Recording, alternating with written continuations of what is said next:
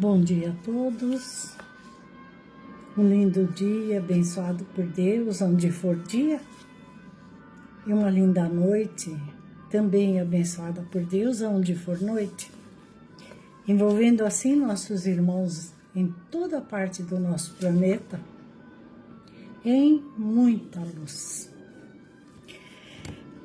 Hoje nós estávamos fazendo o nosso evangelho de manhã.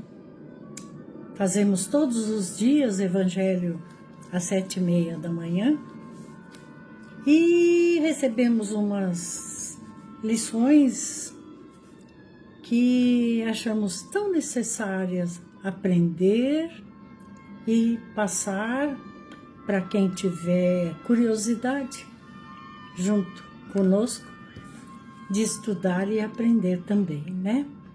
Então vamos estudar juntos, aprendendo juntos as lições divinas do nosso Mestre Jesus. Que Deus nos abençoe e nos intui para que tenhamos pensamentos de amor e paz, sempre. Do livro Vinha de Luz, o nosso Emmanuel, ele fala do capacete. E ele pega por isto uma frase de Paulo de Tarso, na sua carta aos Efésios, capítulo 6, versículo 17. Tomai também o capacete da salvação, disse Paulo. Paulo, nessa carta aos Efésios, ele recomenda várias coisas. Ele nos lembra a responsabilidade de pais, de filhos, de cônjuges. Ele nos lembra várias responsabilidades que nós temos na nossa caminhada e muitas vezes nem percebemos que somos irresponsáveis, né? E nos queixamos. Infrutífero o nosso pensamento negativo quando nós nos queixamos. Ele não resolve, né? O que resolve é aprendermos com a lição e fazermos ao contrário daquilo que vínhamos pensando, sentindo e fazendo. E aí Emmanuel diz assim: se é justa a salvaguarda de membros importantes do corpo, com muito mais propriedade, é imprescindível defender a cabeça nos momentos de luta. Aliás, é razoável considerar que os braços e as pernas nem sempre são requisitados a maiores dispêndios de energia. A cabeça não para. A sede do pensamento é um viveiro de trabalho incessante. Necessário se faz resguardá-la, defendê-la. Então aí o nosso Emmanuel até aqui ele fala que nós devemos defender a nossa mente. Ele pega o exemplo de Paulo que diz para tomarmos um capacete da salvação, né? Esse capacete, mentalmente, ele é tecido com os nossos pensamentos positivos, né? Devagar, aprendendo, mudando, às vezes, o nosso pessimismo das coisas que vão nos ensinando no dia a dia, né? E às vezes nós nos revoltamos, achamos que somos vítimas e nos deixamos envolver por pessimismo. Então, o nosso Emmanuel diz que é preciso resguardar a nossa mente contra esse pessimismo que nós mesmos criamos para nós, né? Como? Tecendo como se fosse um capacete que nos protege da mente negativa. E isso só se faz quando nós temos a confiança de que Deus está junto de nós correndo conosco na nossa caminhada. Muitas vezes nos carregando no colo. E nós estamos chorando que nem bebês, né? Estamos muitas vezes desolados, porque algumas coisas que não gostaríamos estar nos chamando a atenção para o nosso caminhar, para o nosso pensar, para o nosso agir, né? No Evangelho segundo o Espiritismo, nós temos uma mensagem no capítulo 7, Bem-aventurados pobres de espírito. A mensagem é de Adolfo, do bispo, ele era bispo de Alger, em Marmande. E ele diz assim, na primeira fase: Homens, por que lamentais as calamidades que vós mesmos amontoastes sobre a vossa cabeça? Desprezaste a santa e divina moral do Cristo? Agora, não vos admireis de que a taça da iniquidade tenha transbordado por toda a parte. Então, o que ele quer dizer nesse primeiro tomo da sua mensagem? Ele diz que nós não damos a mínima para o ensinamento de Jesus, que nos levaria para uma vida de luz e de felicidade, como o Mestre nos ensinou, né? Ele ensinou o caminho, ele ensinou a verdade e ele nos leva para uma vida verdadeira de luz e paz. Mas a gente não quer saber disso.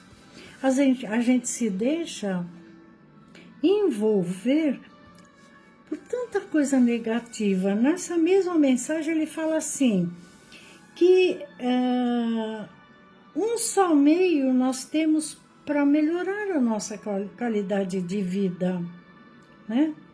Isso, tomai a lei do Cristo por regra invariável da vossa conduta, essa lei que haveis rejeitado ou falseado na sua interpretação. A gente sabe da lei moral que o Cristo ensinou. E muitas vezes a nossa moral ela fica tão lá embaixo pelas coisas que nos envolvem na nossa visão física e deixamos com que os olhos espirituais também vejam. E aí pesa sobre nós essa iniquidade que o amigo espiritual fala, né? Ele ainda diz que se nós tivermos na nossa caminhada alguém muito bem vestido com títulos, não importa se ele é bom ou mau, se ele é marginal ou não, a gente dá todos os desvelos de respeito, porque ele tem um título, porque ele tem um nome ou porque ele tem dinheiro. E a gente não se importa com a moral dele, com a vida dele, né? Nós o recebemos de braços abertos. Enquanto que, muitas vezes, para um trabalhador, pai de família, a gente fecha os olhos quando chamados por Deus, para que pudéssemos, no mínimo, fazer uma vibração por ele, de luz. Então, veja bem quantas calamidades, como diz o nosso irmão Adolfo, homens, por que lamentais as calamidades que vós mesmo amontoastes na sua cabeça? Muitas vezes a gente acha, ninguém está me vendo, eu vou fazer isso ou aquilo, ninguém vai saber, né? E a gente esquece que Deus tem os olhos no universo. Quando Jesus ensinou a oração do Pai Nosso, ele disse: Pai Nosso que estais no céu e em toda parte, porque Deus rege o universo, então ele tem os olhos para cada um de nós. O Emmanuel está nos chamando a atenção para que nós prestemos atenção no que estamos tecendo como capacete para nós mesmos? Do que nós estamos nos protegendo? Se eu não tenho moral elevada, se eu me deixo levar por ilusões que os outros fazem, eu acho lindo. Fala-se muito em roupa, que as mulheres podem usar a roupa que quiserem, os homens têm que entenderem. Os homens podem usar as roupas que bem entenderem, as mulheres não podem nem sequer prestar atenção. É certo, quando nós crescemos em pensamento, isso é certíssimo. Todo mundo é muito liberto por Deus, Deus dá essa liberdade. Só que quando nós não nos respeitamos, a gente leva a outra pessoa a ter pensamentos negativos. Quando nós enchemos a nossa boca e o nosso coração de palavrões, nós estamos levando o nosso pensamento lá no fundo do submundo e trazendo de lá irmãozinhos que pensam igual e que vão achar que nós somos maravilhosos e continuarmos da mesma forma. Mas chega um dia em que Deus nos chama a atenção e nós vamos prestar atenção. Da mesma forma, na mesma lição, por isso eu achei tão interessante trazer para todo mundo, Joana de Ângeles, do livro Joana de Ângeles Responde, a pergunta 150, ele pergunta assim: existem pessoas que costumam dizer que tudo que pensam de ruim lhes acontece. Por quê? A nossa Joana responde na mediunidade do nosso Divaldo Franco: o pensamento é força viva e atuante, porque procede da mente, que tem a sua sede no ser espiritual, sendo, portanto, a exteriorização da entidade eterna. Conforme o seu direcionamento, manifesta-se no mundo das formas a sua realização. A sua educação é relevante, porque se torna fator essencial para o enfrentamento dos desafios e encontro das soluções necessárias à vida saudável. Olha que coisa mais maravilhosa. A sua educação de pensamentos e de sentimentos, a sua educação moral com o Cristo Jesus é relevante na nossa caminhada, porque ela se torna essencial para o enfrentamento dos desafios, das nossas lições e encontro das soluções necessárias à vida saudável. Normalmente, em razão do mau hábito de pensar, os indivíduos asseveram que tudo quanto pensam de negativo lhes acontece.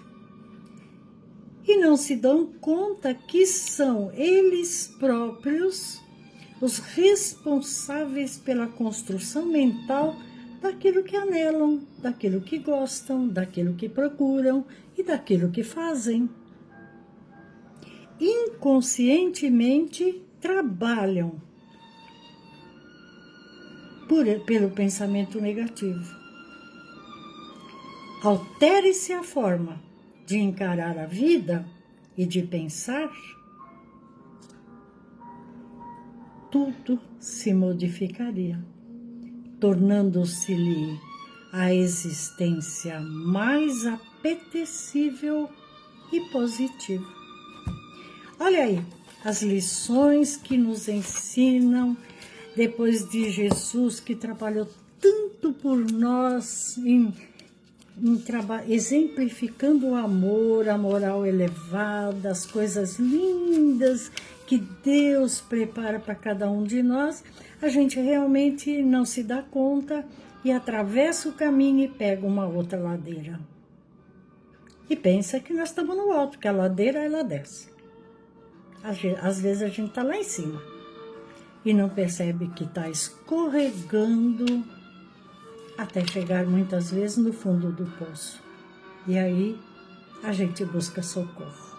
Mas nós não precisamos disso. A gente tem Jesus nos ensinando dia a dia. A gente pode se apegar a Ele. E devagarinho vai entendendo as suas lições e praticando, porque essa prática é que tece o nosso pensamento no positivo. Porque qualquer coisa que nós fazemos de bem, a qualquer pessoa que se aproxime de nós, até com pensamento de amor abençoando, simplesmente, principalmente quando a gente tem medo dele, né? A gente percebe que vem vindo alguém, tô com medo dele, vibra o amor envolvendo de luz. Eu me protejo e envolvo ele de luz, para que um dia ele melhore. Emmanuel continua assim: nos movimentos bélicos, o soldado preserva a cabeça através de recursos especiais. Na luta diária, mantida pelo discípulo de Jesus, igualmente não podemos esquecer o conselho do apóstolo dos gentios: tomai também o capacete da salvação. Muda o teu pensar, muda o teu sentir. Isso não vai ser bem para ninguém, só para você. É indispensável que todo aprendiz do Evangelho tome o capacete da salvação, simbolizando na cobertura mental de ideias sólidas as atitudes cristãs, estruturadas na concepção do bem, da confiança e do otimismo sincero. Onde nós colocamos o nosso pensamento? O que nós pensamos, né? Do outro. E a gente esquece que o universo gira, o nosso planeta gira, e aquilo que nós plantamos aqui, estacionamos aqui, o universo gira e nos traz de volta, né? É lei divina, mas a ciência também explica. Cada ação tem uma reação. Então, se eu tenho pensamentos de amor contínuos, isso vai tecendo em mim uma força maior na minha mente, teço o meu capacete, né? Ajudo a melhorar o universo e o outro. E a minha vida melhora, com certeza. Teçamos então o capacete, né? Que de posse dele nós enfrentaremos qualquer combate moral de grandes proporções. Nenhum discípulo da Boa Nova esqueça a sua condição de lutador e de aprendiz na Terra, porque a gente recebe lições diárias que, se nós enfrentarmos com amor e com paz, nós aprendemos a lição, né? As forças contrárias ao bem, meu amigo, só vão te alvejar o mundo íntimo através de todos os lados. Defende a tua morada interior. Examina o revestimento defensivo que você vem usando em matéria de desejos e crenças, de propósitos e ideias, para que os projéteis da maldade não te alcancem por dentro. Tá aí. Nossa Emmanuel com Chico Xavier na mediunidade, nossa Joana de Ângeles com Divaldo no seu trabalho de médium, nosso Kardec com os amigos espirituais nos trazem uma lição plena de força maior, que nós devemos querer, porque se nós não quisermos, tudo isso é inútil. Nós vamos agradecendo a Deus por essa grandeza de instante.